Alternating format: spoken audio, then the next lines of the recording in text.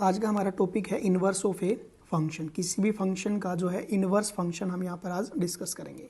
उससे पहले एक छोटा सा जो कॉन्सेप्ट है वो डिस्कस कर लेते हैं, that is inverse of an element. किसी भी एक एलिमेंट का इनवर्स एलिमेंट, उससे हमारा क्या मीनिंग है। हमने लेट किया, let F be the function from set A to B, B a function where A and B are any sets. Clear हैं चीज़ें। अब देखिए, हमें पता है क्योंकि एफ फंक्शन है, देयर फॉर ऑल या for every small A belonging to capital A there exist some unique small B belonging to capital B. ये केवल फंक्शन की डेफिनेशन लिखी है हमने।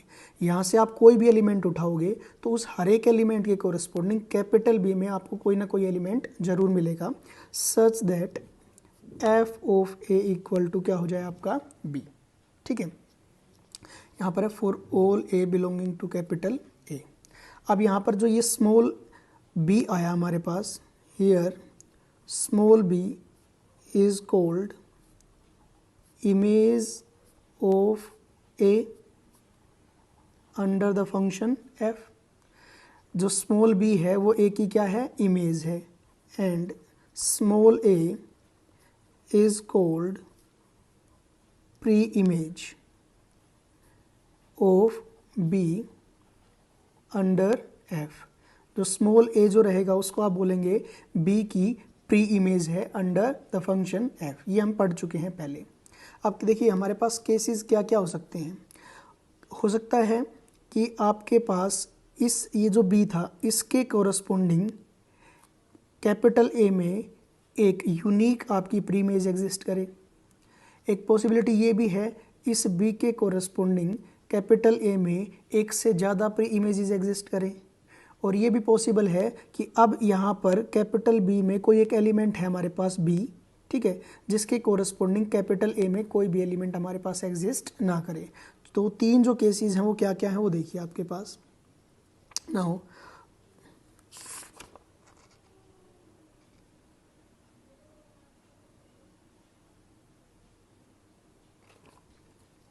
Now corresponding to any B belonging to capital B. अब मैं यहाँ पर इस बी की बात नहीं कर रहा हूँ, यहाँ से कोई भी बी उठा लीजिए उसकी बात कर रहा हूँ। Now corresponding to any B belonging to capital B, three cases arises. पहला जो केस है वो क्या है, there exist unique pre image of B. दूसरा केस है more than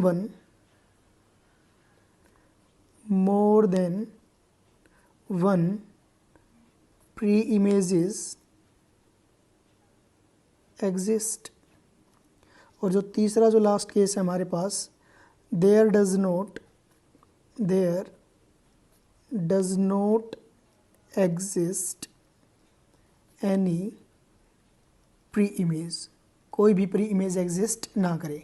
अब जो पहला केस हमने दिया कि भाई यूनिक प्री इमेज एग्जिस्ट करे, इसका मीनिंग क्या रहता है कि आपका फंक्शन 1 1 है। वो क्यों, देखिए हमें पता है एफ फंक्शन है तो कैपिटल ए का हर एक एलिमेंट जो है वो बी के किसी न किसी यूनिक एलिमेंट पे ज़रूर मैप होगा।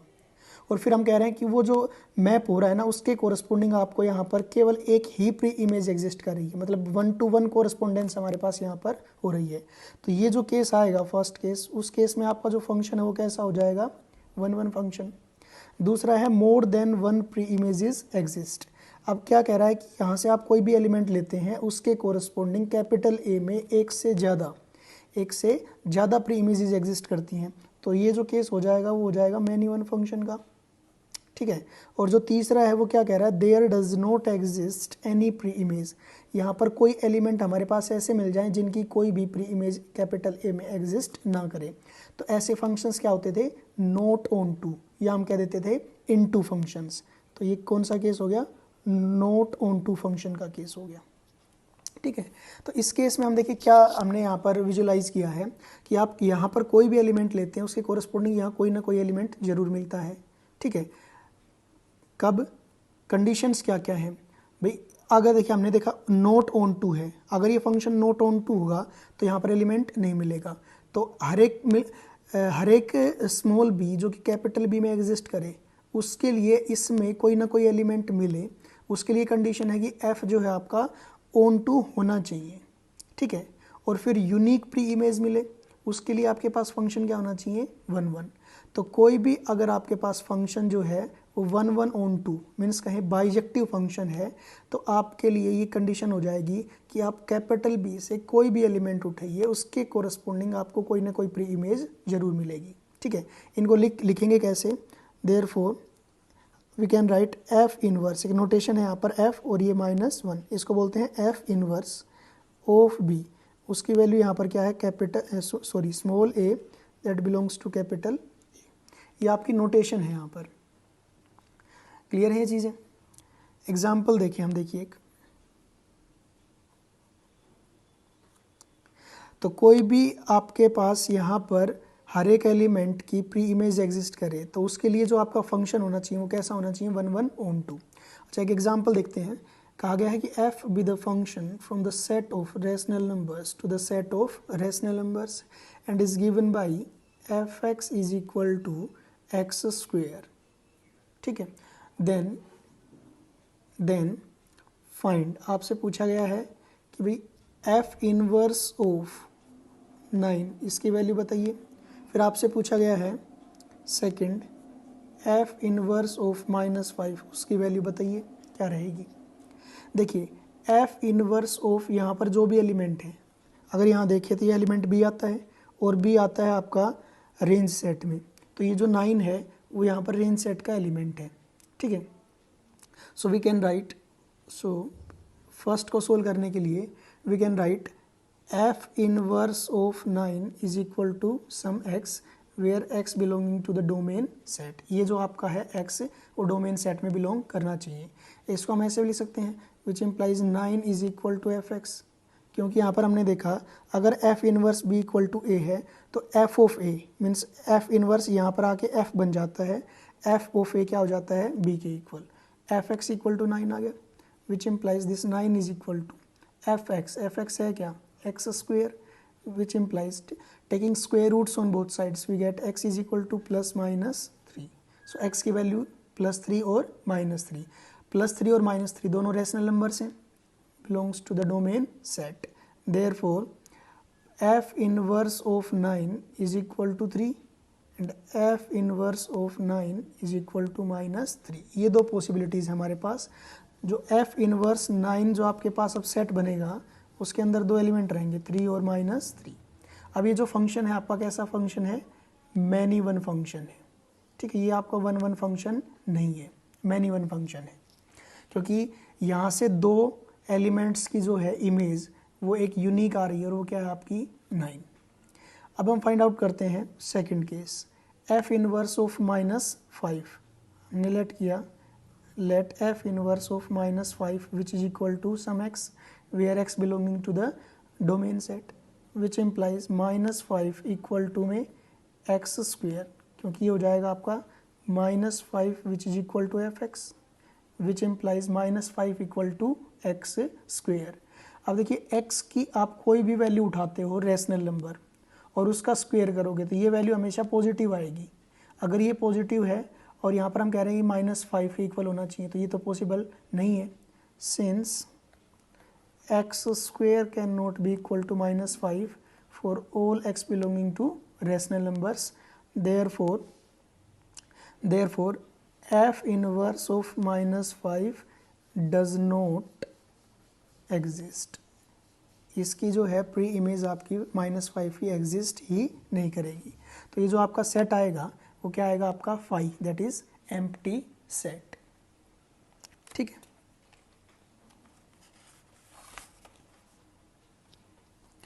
अब हम बात करते हैं inverse of a function. Inverse of a function, अभी पीछे जो बात करी थी वो एक सिंगल एलिमेंट के इन्वर्स की बात करी थी, अब हम बात कर रहे हैं इन्वर्स ऑफ ए फंक्शन की। सो वही केस हम ले रहे हैं, let F with a function from set A to B, be any function, ये कोई भी फंक्शन है, ठीक है। अब हमने जो कंडीशंस देखी कि यहाँ पर कोई भी एलिमेंट लेते हैं उसके कोरस्पॉन्डिंग यहाँ में कोई एलिमेंट मिलेगा, वो सारी चीज़ें हम पीछे देख चुके हैं। अब हमें ये देखना है कि ये जो फंक्शन जो है वो है क्या। देखिए जैसे आपका f जो फंक्शन था a टू b, वैसे ही f इनवर्स भी एक फंक्शन रहेगा। वो कैसा रहेगा, एक मैपिंग रहेगी जो कि कहाँ से कहाँ तक रहेगी, हियर जो हमने नोटेशन दे दी थी f इनवर्स क्या थी, f इनवर्स भी a mapping from set b to a, set B से लेके ए पे मैपिंग रहेगी। और ये कब रहेगी, कंडीशंस हमने अभी बताई थी। एफ जो है वो आपका कैसा फंक्शन होना चाहिए था, बाइजेक्टिव फंक्शन होना चाहिए था, क्योंकि हमने देख लिया था वहाँ पर अगर एफ बाइजेक्टिव फंक्शन नहीं हो रहा था, जैसे हमने कह दिया मान लो मैनी वन फंक्शन हो रहा था, तो उस केस में क्या था, आपकी यूनिक प्री इमेजेस एग्जिस्ट नहीं करती थी। अब यूनिक प्री इमेजेस एग्जिस्ट नहीं करेंगे, इसका मतलब जो आपका इन्वर्स आप डिफाइन कर रहे थे वो फंक्शन का काम नहीं करेगा, ठीक है। तो ये क्या होगा कि जब भी आपका कोई फंक्शन f है, अगर वो फंक्शन आपका बाइजेक्टिव है तो f इनवर्स एग्जिस्ट करेगा, और वो कहाँ से कहाँ तक करेगा, from set b to a, ठीक है। ये नोटेशन है f इनवर्स की।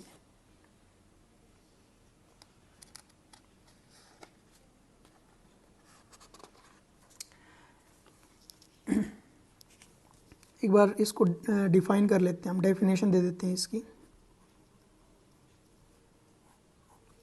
डेफिनेशन क्या है, let f be the function from set a to b be a bijection. Bijection का मीनिंग क्या है, यहाँ पर 1 1 और 1 2 दोनों है। Then a function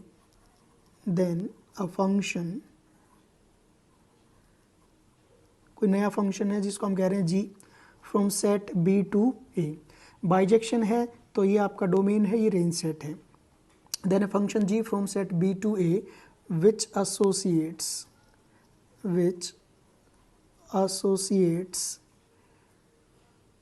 each element small y belonging to capital B to a unique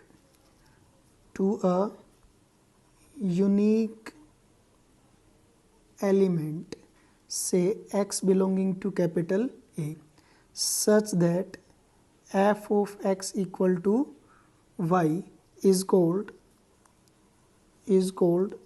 inverse of function f, ठीक है। That is f of x equal to y है if and only if this g of y equal to x, ठीक है। यहाँ पर f inverse जो है वो क्या आपकी नोटेशन होती है, f इनवर्स। यहाँ पर जो g फंक्शन है वो किसका काम कर रहा है, f इनवर्स का। So we can say fx equal to Y if and only if, g को किससे रिप्लेस कर दें, f इनवर्स से, f inverse of y which is equal to x। अगर fx इक्वल टू y है तो f inverse of y equal to x रहेगा। Clear है चीज़ें। अब हम जो है किसी भी फंक्शन का इनवर्स फंक्शन फाइंड आउट करने की कोशिश करते हैं। उसका एक एग्जांपल देख लीजिए। एग्जाम्पल फर्स्ट ले रहे हैं हम, देखिए if capital A with set जिसमें एलिमेंट्स हैं 1, 2, 3, 4 and capital B with set containing the elements 2, 4, 6, 8 and f be a mapping or a function from set A to B defined by fx equal to 2 into x, then write f and f inverse as a set of ordered pairs,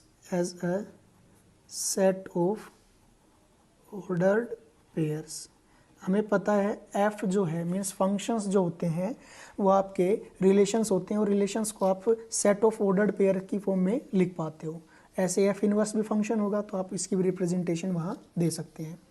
देखिए सबसे पहले तो हम ये define कर लेते हैं कि एफ एक्स की वैल्यूज़ आएंगी क्या क्या। ठीक है, हमने क्या लेना है, एक्स जो है वो कैपिटल ए से लेना है, तो एक्स के लिए पॉसिबिलिटीज़ हैं 1 2 3 एंड 4। सो एफ ऑफ 1 की बात करते हैं, वो आएगा 2 इंटू, में एक्स को 1 से रिप्लेस किया, F of 1 is equal to 2। ऐसे ही बात करें F of 2, that will be 2 into 2 4, F of 3 6 आ जाएगा, और एफ ऑफ 4 की बात करें तो उसकी वैल्यू आ जाएगी 8। ठीक है, सो यहाँ पर 1 is related to 2, 2 is related to 4, 3 is related to 6 and 4 is related to 8। Therefore जो फंक्शन है आपका f, उसके रिप्रेजेंटेशन क्या है, इन the form of set of ordered pairs. एक सेट है जिसमें एलिमेंट्स हैं ordered pair 1, 2, ordered pair 2, 4, ordered pair 3, 6, ordered pair 4, 8। ऐसे अब f इनवर्स की बात करते हैं, वो एक सेट रहेगा। इसमें करोगे क्या आप, ये जो ऑर्डर्ड पेयर्स थे इनको रिवर्स कर दो, मीन्स पहले आ जाएगा 2 फिर 1, 4, 2, 6, 3, 8, 4। ये चीज़ें क्लियर है आपकी बात, क्योंकि यहाँ पर हम देख रहे थे एफ इनवर्स में वाई अप्लाई होता है। वाई का मतलब यहाँ पर बी सेट के एलिमेंट, और बी सेट के एलिमेंट क्या है आपके 2, 4, 6, 8, तो पहले ही आएगा उसका रिलेशन एक्स के साथ, एक्स मीन्स ए से एलिमेंट्स लिए हमने। क्लियर है चीज़ें। एक और एग्जांपल हम यहाँ पर देख रहे हैं अभी।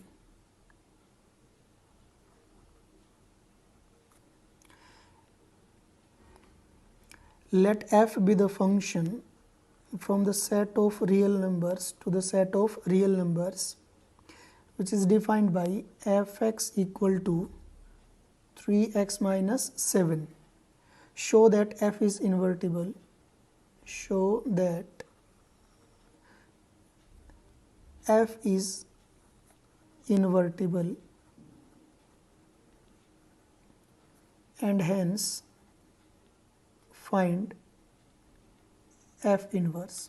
उसने कहा है f इज़ इन्वर्टिबल, ऐसा शो करिए। इसका मतलब होता है कि उस फंक्शन का इन्वर्स फंक्शन एग्जिस्ट करे। अब एग्जिस्टेंस के लिए कंडीशन देखिए, जो सफिशिएंट कंडीशन है वो क्या होती है कि वो फंक्शन आपका बाइजेक्टिव फंक्शन होना चाहिए, हमने ये बताया भी था अभी। तो कोई भी अगर फंक्शन को आपको ये शो करना है कि वो फंक्शन इन्वर्टिबल है, इसका मतलब आपको ये शो करना होता है कि वो फंक्शन 1 और ऑन टू दोनों है। और जैसे आप ऑन टू प्रूव करोगे वहीं से आपका इन्वर्स भी निकल के आ जाता है, वो हम अभी देख रहे हैं यहाँ पर। सॉल्यूशन देखिए, the function f is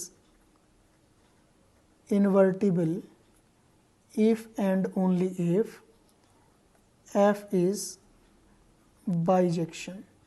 अगर f इन्वर्टिबल है तो f बाइजेक्टिव होगा, अगर f बाइजेक्टिव है तो f इन्वर्टिबल होगा।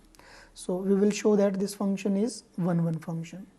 उसके लिए क्या लेट करते हैं, let x, y belonging to the domain set of f। तो डोमेन सेट क्या है आपका, set of real numbers, such that किस तरीके से लेट किया है, एफ एक्स इक्वल टू क्या है आपका f of y। Now since f of x equal to f of y which implies fx जो फंक्शन है वो डिफाइन किया गया था 3x माइनस 7 से। सो fx यहाँ पर रहेगा 3x minus 7 which is equal to f of y का मीनिंग है इस फंक्शन में x को y से रिप्लेस करिए। सो 3y माइनस 7, माइनस 7 से minus 7 cancel, which implies 3x is equal to 3y, which implies 3 से 3 cancel, x is equal to y। हम लेके चले थे एफ एक्स और एफ वाई इक्वल थे और हमने शो कर दिया x और y इक्वल आ गए। Therefore this f is 1 function. f जो है वो कैसा फंक्शन है आपका 1। अब हम शो करेंगे कि जो फंक्शन f है वो कैसा है ऑन टू। उसके लिए आप क्या करते हो कि जो आपका कोडोमेन सेट है वहाँ से कोई भी एलिमेंट लेट करते हैं, let y belonging to capital R, क्योंकि यहाँ पर कोडोमेन सेट जो है वो भी आपका कैसा है, set of real numbers. Let y belonging to capital R। हम शो करेंगे to show f is on to, it is sufficient it is sufficient to show that there exists some x belonging to the domain set such that f of x is equal to क्या हो जाए आपका y। ठीक है, हम ये दिखाएंगे कि आपके पास डोमेन सेट में कोई ना कोई x जरूर मिलेगा कि एफ एक्स किसके इक्वल हो जाए, y के इक्वल हो जाए, विच इम्प्लाइज हम यहीं से स्टार्ट करते हैं। Consider f x is equal to y, that is y is equal to F x, ये हमने कंसिडर किया, which implies y is equal to F x की वैल्यू कितनी है 3x माइनस 7।